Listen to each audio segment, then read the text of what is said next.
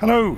So, we are in Flight Simulator looking at the FlightSim Studios TECNAM P2006 analog version that came out a couple of days ago. So I very nearly recorded a flight with this late last night, but I came in from work late and I was just too tired to even think about it, and I'm actually quite thankful I didn't try to do it now, because I've encountered numerous issues, small issues, with the aeroplane. So they're none of them are groundbreakingly huge, but they are, they just chip away at you. So this is the 5th time of me recording this, and we'll see how far we get. So I'm going to go and jump inside the aeroplane. So if you ever thought all of my videos look straightforward and simple, I can't remember the last time I had to record maybe more than twice, and it's usually because my simulator has gone wrong and I tend to record in one take. In this case I found one thing after another wrong with the aeroplane.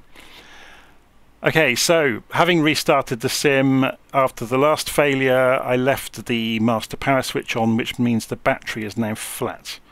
That's something they simulate. So regardless it was fully charged previously, because I went out to the main menu and came back with the master switch on, the battery is flat as a pancake. So the way to fix that is to put the ground power unit on outside, which you can do.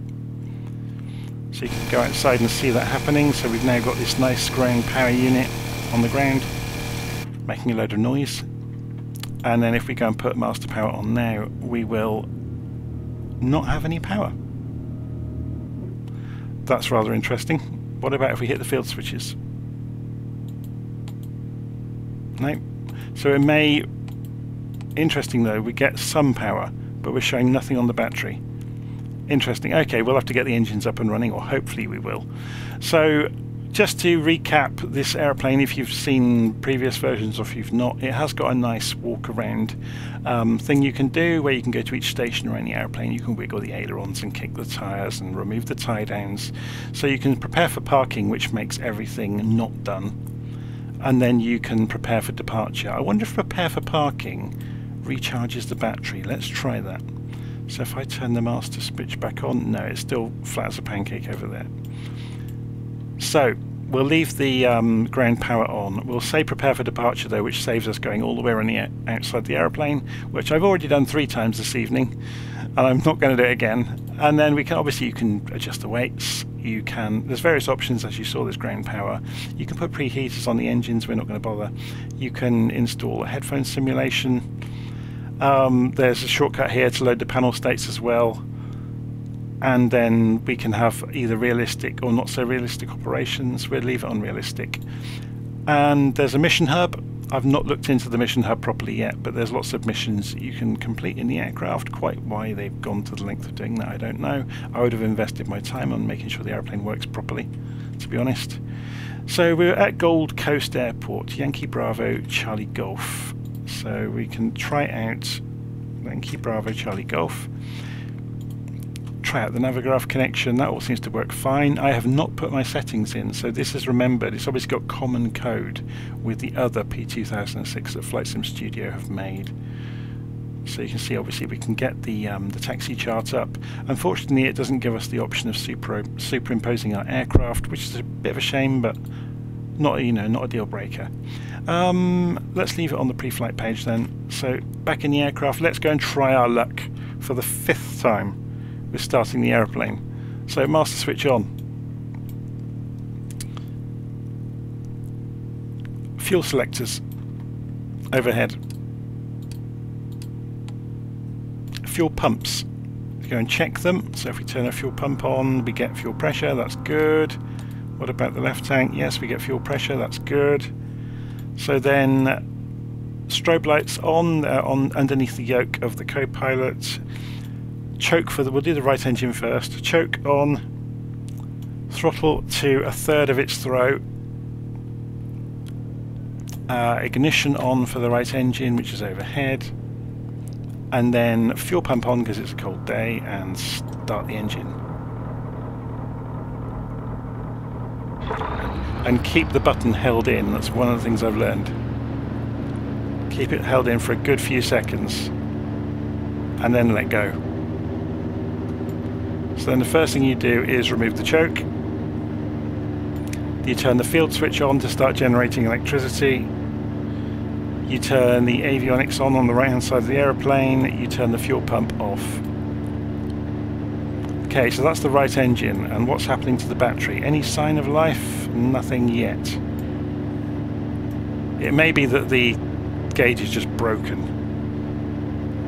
Okay, so let's go for the left engine then. Choke on, throttles push forwards, ignition for the left engine, fuel on, start, hold it in. So this is, sometimes the left engine just doesn't start, sometimes the right engine just doesn't start, so we're doing better than some previous attempts. Okay, so choke can come back off, field switch can go on, avionics on, fuel pump off. Let's just go and have a look at the gauges. So we've got RPM gauges. Are they actually working? Yes, they are. Previous start I did, all of the gauges stopped working. So let's pull it back to 1000 RPM while we do some more checks around the cockpit.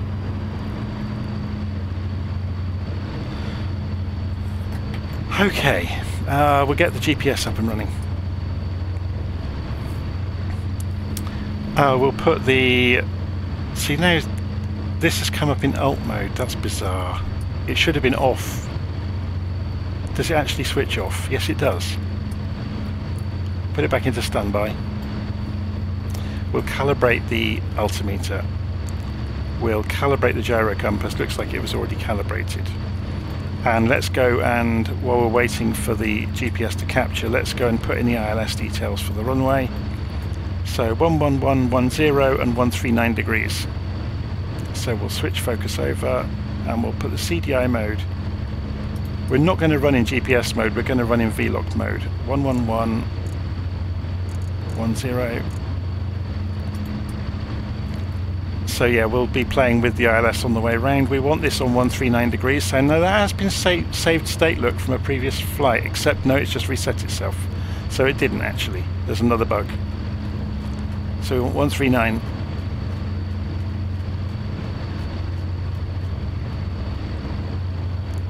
It's such a shame that there are so many small tiny bugs in the aeroplane, because if there hadn't been, it would have been really good.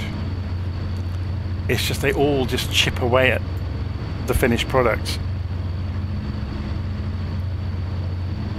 Okay, so I'm just checking around. You've got the autopilot master switch. We can put the pitot heat on. So taxi light goes on.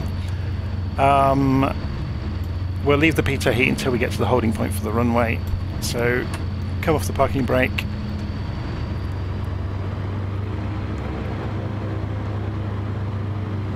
Is there any sign of the power yet? Oh yeah, we got power from the battery all of a sudden. We never removed... Let's just pull the brake on. Are we dragging the external power? No, it just disappeared. Okay. I never disconnected the external power. That's my bad, I'm just going to carry on. Okay, so let's put the head tracking on now so it makes it easy for us to taxi. And we'll follow the taxiway out. It's a windy, horrible day here, by the way.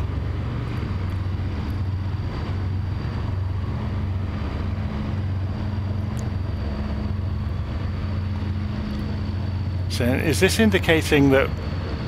That's interesting. So that's telling us we haven't got pitot heat. So if we turn it on, the top line lights up. Okay, interesting. Interesting design choice. So just follow the taxiway out to the runway.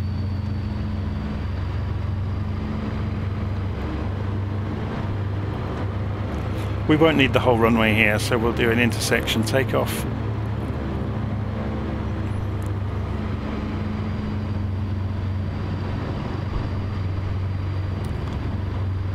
So maybe it just took a while to get enough power up. There we go, there's a departure just happening. Was that a van or... yeah, it's just a security van. He should stay out of our way, shouldn't he? Or we could end up doing a race with him along the taxiway, I guess.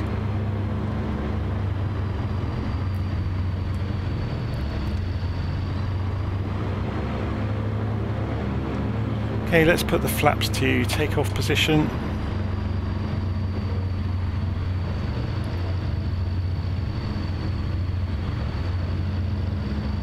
And then the next entry point for the runway we will take. Here it comes.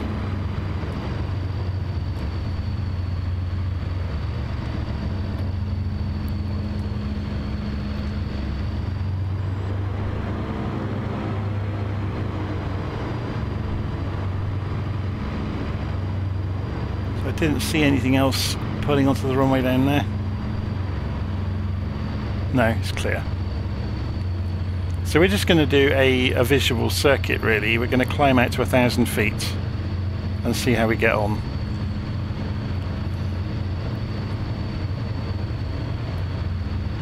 It's a huge runway here, so obviously you saw there was a Airbus of some description took off ahead of us.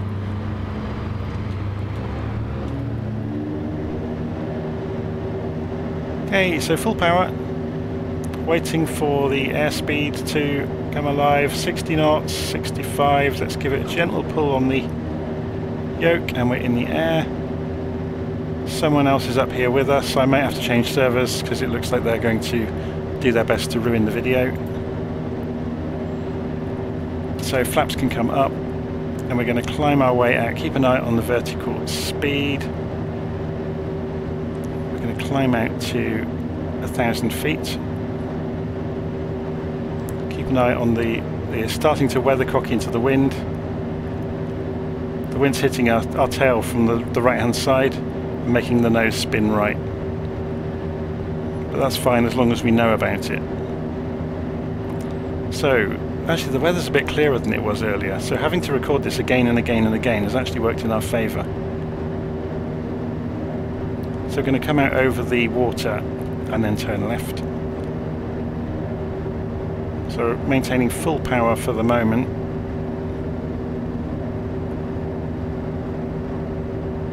Coming up to 1,000 feet. So 75% on the engines now and try and trim for 1,000 feet. And we'll begin a left turn. So just aligning the wing on the turn coordinator there. And keep an eye on it's trying to climb. So as we tip the wing up, the wind got under it and it lifted the aeroplane up. That was quite interesting. So we're coming round to 45 degrees, I guess. Got a bit tight on the turn, but that's all fine. So we'll fly out to the coast.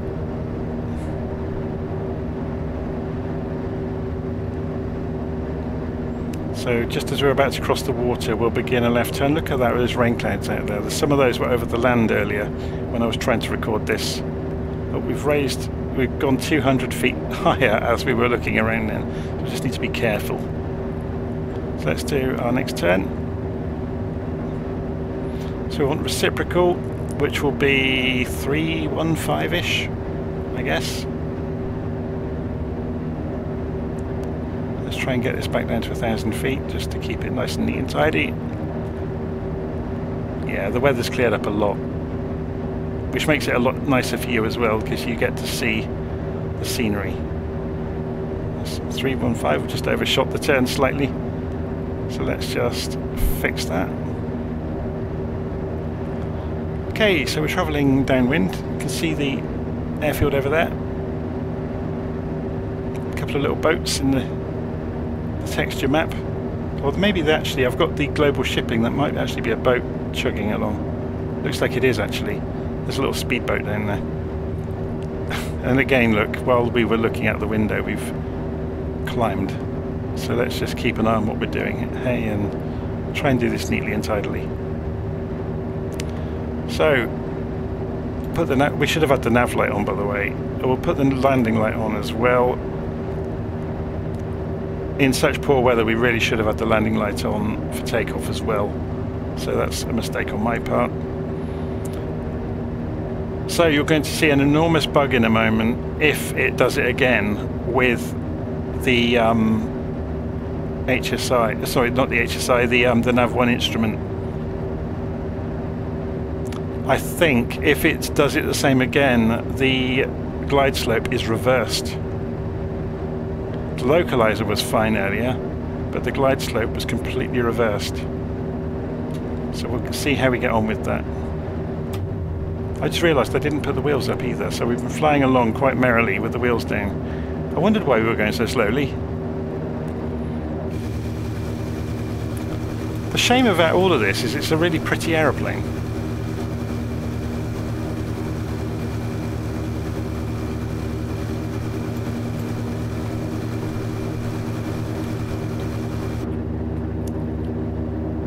Okay, we climbed up to 1,500 feet, which we didn't want to be doing.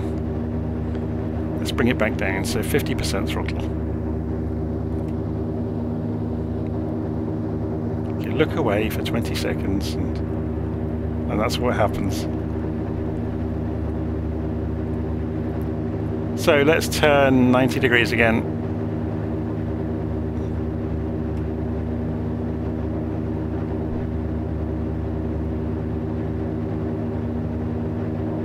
We'll let it fall in the turn.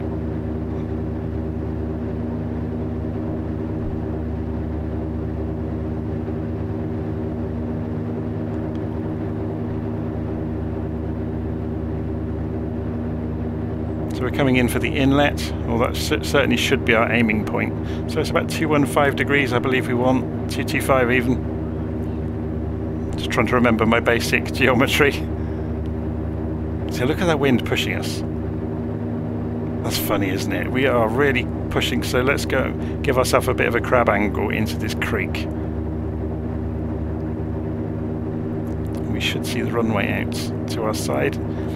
We need to be descending as well, to be honest. So let's bring our nose down. Let's bring the throttles back.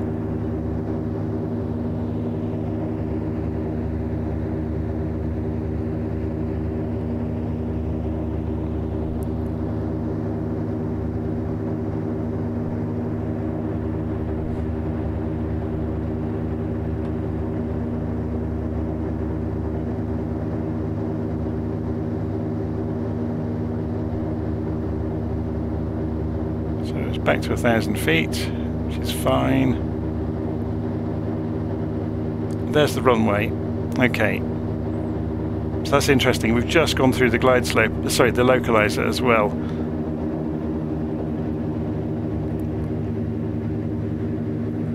Fascinating. Okay. So watch. So yeah, this will give us a good visual reference of what's going on with the aircraft. So look at the glide slope, okay? We're obviously too high. Well, it says we're too high. So we're going to climb. Look at that. We're climbing, passing through the glide slope, and it's going above us. This is the reverse of what should be happening. The localizer is now lining up. So I'll turn into the localizer. So we have to read this backwards. This is going to do my head in. So if it's above us, we're almost treating this like we would a ball for a carrier.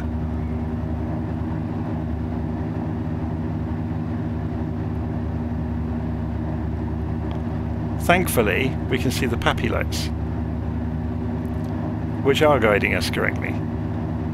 So we'll just watch the PAPI lights and ignore the horizontal line on the nav instrument because it's reversed.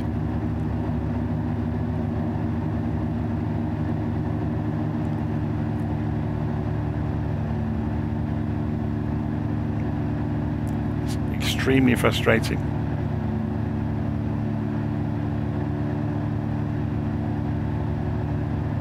So obviously I'm not flying the aeroplane absolutely 100% correctly today. Obviously we didn't put the gear up. Also, we have not sorted out the propeller speeds along the way. We've just left it on maximum speed.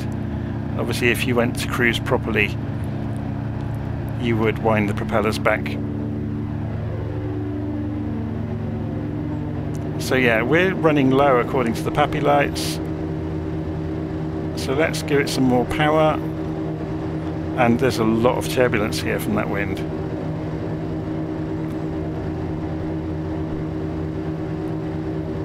So just getting back onto what should be the glide slope. There's our correct positioning. Now look what happens to... This is just madness, isn't it? So as we descend, it goes the opposite way than it should. Oh, I can't even look at it. We'll go by the pappies. So we've got the gear down,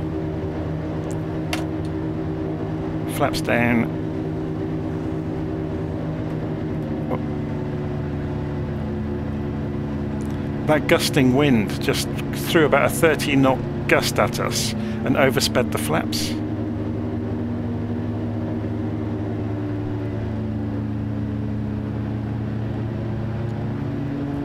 You see we're being thrown around a fair amount, but hopefully as we come over the airfield, yeah, it smooths down to low all of a sudden.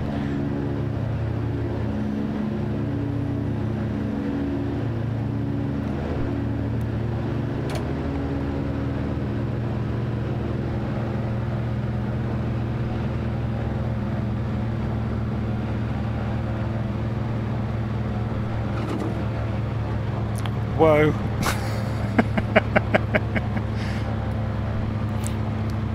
You can see the wind's almost, or the rain's almost going sideways on us. Let's get off the runway at the earliest point. So yeah, there's just lots of little bits and pieces that this aeroplane just needs an update. And once it's had that update, it'll be great. But at the moment, I am actually kind of struggling with it a little bit. And there's like the state saving that half works. There's the reversed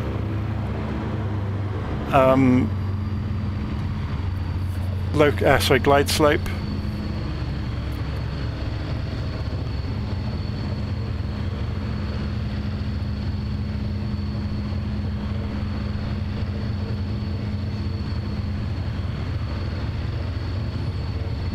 There's, you know, the if you, oi, the wind caught us again then.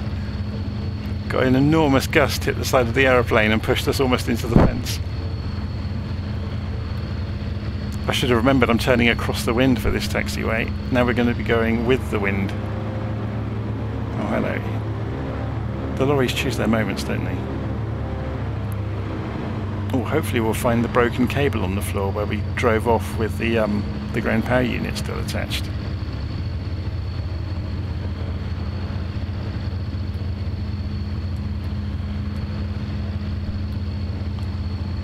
Okay, this looks like a landing and a half. Should we watch it?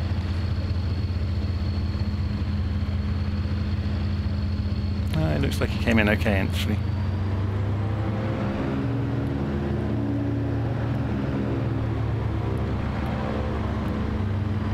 So how good is the turning circle? Can we swing this round to face the ground crew?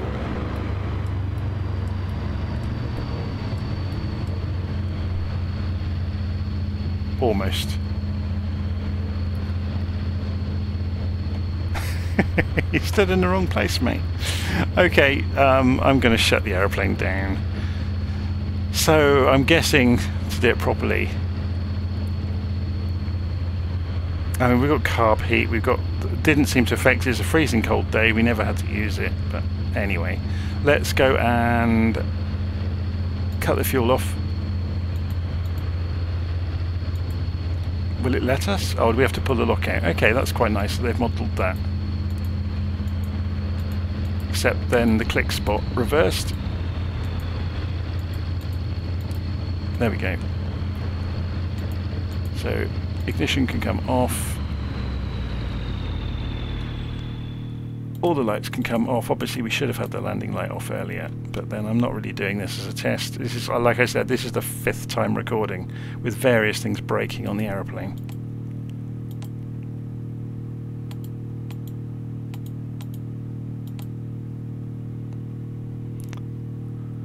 So there we go, the P2006 analog in Microsoft Flight Simulator. Hopefully you enjoyed that. I've apologise for maybe not flying it as correctly as I might have, but I think it could be really good. It just needs a few things to be fixed and polished up, really. Primarily the the nav1 instrument, which, yeah, that's bizarre. Anyway, we'll leave it there and we'll see how we get on next time with it. Okay, I'm going to leave it there and I'll see you again soon. Take care.